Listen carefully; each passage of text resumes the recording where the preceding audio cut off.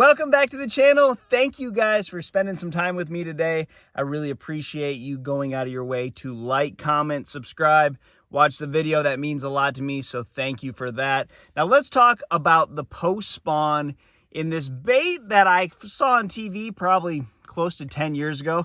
Never really thought that I would ever use it, and it is a brush hog on the back of a flipping jig. Now this is a 5/8 ounce flipping jig. I really like to go up in sizes around the spawn, post spawn, leaning more towards the post spawn. Now during the spawn, I like a creature bait, some type of beaver style or brush hog, but in the spawn, post spawn, where most of the fish are done and they're just hanging out, maybe they're using shade, docks, overhanging trees, things of that sort, I like a jig. Now, a jig is a great dock bait. You can skip it better than you can a regular Texas rig, and it just seems like for some reason there's a special jig fishing window, and if you're around a full moon, I just think a jig is one of those baits where it really shines. And this, to me, is goofy. I wouldn't have believed this worked until I tried it, honestly. I am a small baits, compact baits. I like baits that are efficient, and you can just do a lot with them. This, to me, doesn't swim real well. It's just kind of a big, ugly looking thing, but for some reason in the post-spawn, big and ugly works. So this is a baby pork rind by Gambler, and then this is just a 5/8 ounce Arky style jig, flipping jig with a bigger hook on it. But I started flipping this around and started catching some big fish recently on it. Docks, laydowns, any type of wood I can find shallow around spawning areas. It seems like this is a big deal.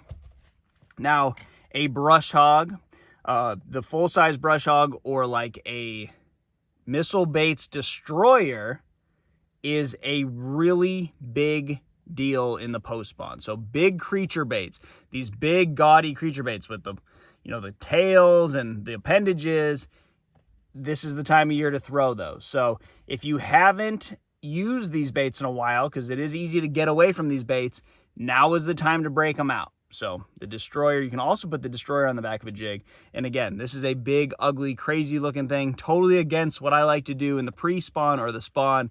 But for some reason in the post-spawn, it works. And now I got to dive into a little bit more about the post-spawn to kind of bring some light to this, because I would have never tried this.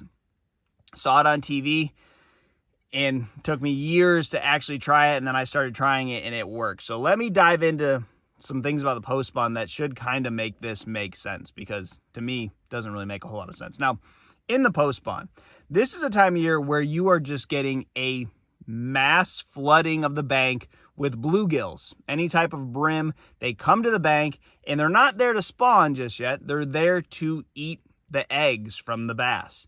So you have a big profile fish that is just basically showing up out of nowhere, and they're everywhere shallow this time of year. So this is a great imitator of a brim. Now, from a fisherman's standpoint, in the post-spawn, you are around a lot of big fish, but they are in a weird mood. They've just been on the bed.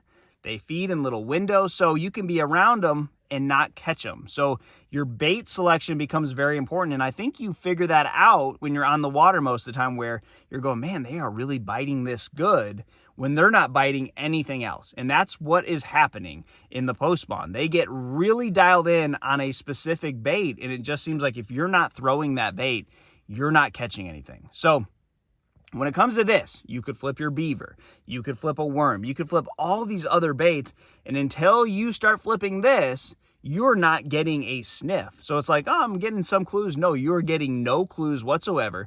You're around a bunch of fish, but they're not going to start biting until you change to something drastically different, like a brush hog or the Destroyer. So that becomes very evident.